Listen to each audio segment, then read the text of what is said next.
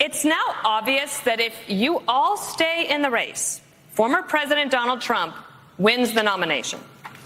None of you have indicated that you're dropping out.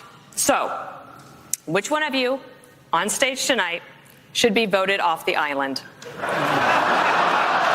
Please use your marker to write your choice on the notepad in front of you. 15 seconds starting now. Of the people on the stage, who should be? I'm absolutely serious. With all due respect, I mean, we're here, like, you know, we're happy to debate, but I think that that's disrespectful to my fellow competitors. Nobody wants to participate. Let's do some questions. Let's talk about the future of the country.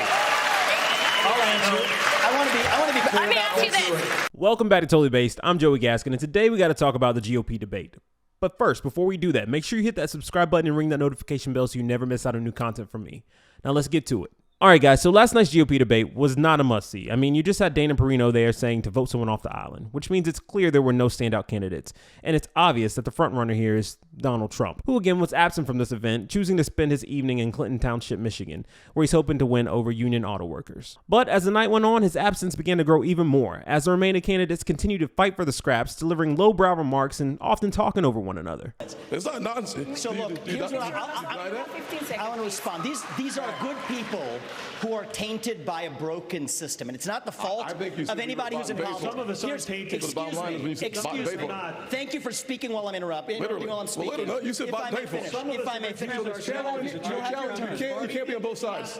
Gentlemen, you'll have your turn. One of the challenges we should have please focus on the issues that matter. We know we did business in China. Everybody knows that. If I may address, focus on holding Joe Biden accountable. That's what we need to be focusing on. I actually agree with Ron DeSantis. Speaking at the same time, no one can understand exactly. your message. So if I may, I agree with Ron DeSantis on China.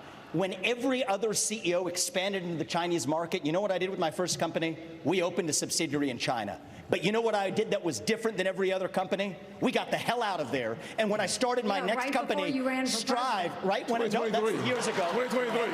Right when I started my next company, Strive, to compete against BlackRock, to compete against BlackRock, I made a commitment that we would never do business in China. And I will say something. I think you have more than time to explain your point. Well, if I was interrupted by a lot of people here, and I want to be respectful because I believe these are good people, but I do not believe in these. We're sitting here in the Reagan Library. Yes, I wish you in did the not honor of Ronald Reagan's library, if I may, from one admirer of Ronald Reagan to another. From one admirer of Reagan to another, we cannot do deals with the violate 4 years ago. This isn't productive. I want to hear about that. Let's have a policy debate. What's going on? Let us have a policy debate. Let's have about their records. Let's have a policy debate. And the right answer is we need to declare independence from China, and I will see that through. However, there was one person who called it long before it even started, and that was Gavin Newsom, who I surprisingly agree with. Check this out. Governor, what do you think is going to be the takeaway after this debate from the American people? I think it will be clear that Trump comes out the dominant force after this debate. I mean, this is the XFL. This is JV. I mean, honestly, this is maybe a vice presidential debate. These guys are getting lapped by Donald Trump. It's not even close. It's not even interesting. And I think what's most interesting to me is, do they recognize that? Or are they actually going to show up and run against the guy that's in the way of their prospects to be the nominee? It's a zero-sum game. It's a binary choice at the end of the day. It's not a ranked choice voting. So either these guys come after the front runner and distinguish themselves, or otherwise they're wasting everybody's time. And I say this with love and respect. There's a reason some of the advertising is being discounted for this debate. People don't even want to tune in because they know that fundamentally. Dang, that's cold. Discounted advertising. Candidates last night were definitely competing with each other. There was only one candidate who was trying to come for Donald Trump, but Donald Trump was not in the room. So it just made it difficult, and it actually made it kind of cringe. And that was Chris Christie, who I'm really not a fan of. And I feel like the only reason he's even in the race is because he wants to antagonize Donald Trump. But he thought he was doing something last night when he landed this supposed jab. And I want to look at that camera right now and tell you, Donald, I know you're watching. You can't help yourself. I know you're watching, okay?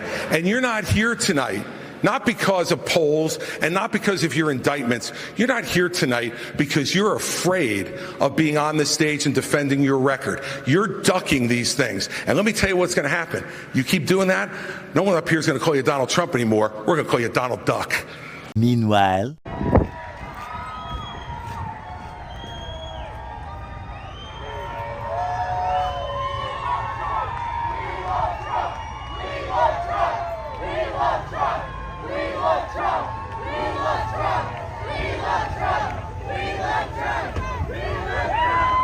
And while yes, Donald Trump did take some flack from the union workers, Donald Trump was there doing what Donald Trump does best, and that is entertaining with jokes and punching back. Long before he ever thought of becoming a politician. How good was that?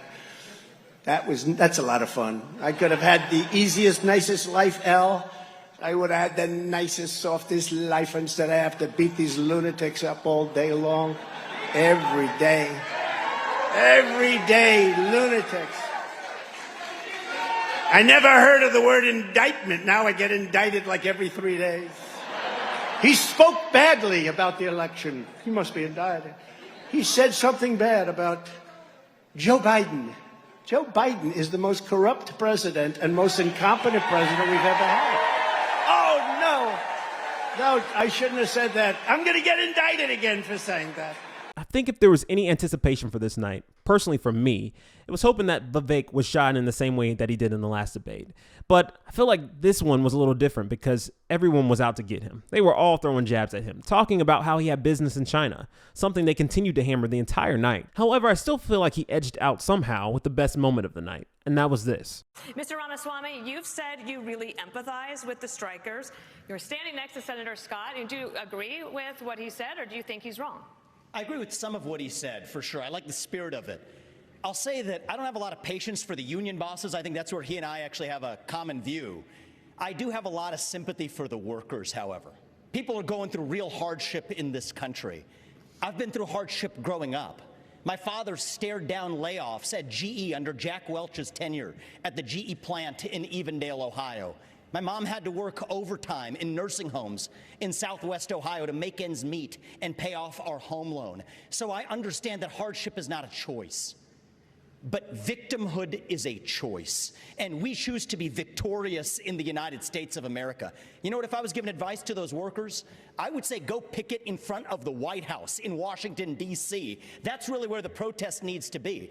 Disastrous economic policies that have driven up prices, that have driven up interest rates and mortgage rates, at the same time wages remaining stagnant. What we need is to deliver economic growth in this country, unlock American energy, drill, frack, burn coal, embrace nuclear energy, put people back to work by no longer paying them more money to stay at home, stabilize the U.S. dollar itself, and rescind a majority of those unconstitutional federal regulations that are hampering our economy.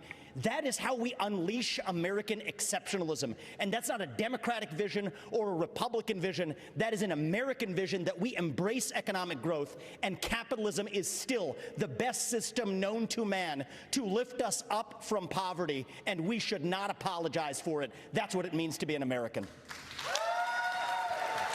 So there you have it, guys. It was an evening where you could have just been asleep and caught up on the news right here on this recap. If you like the content that I'm bringing to you, like, comment, share, subscribe, and I'll see you guys in the next video. Peace.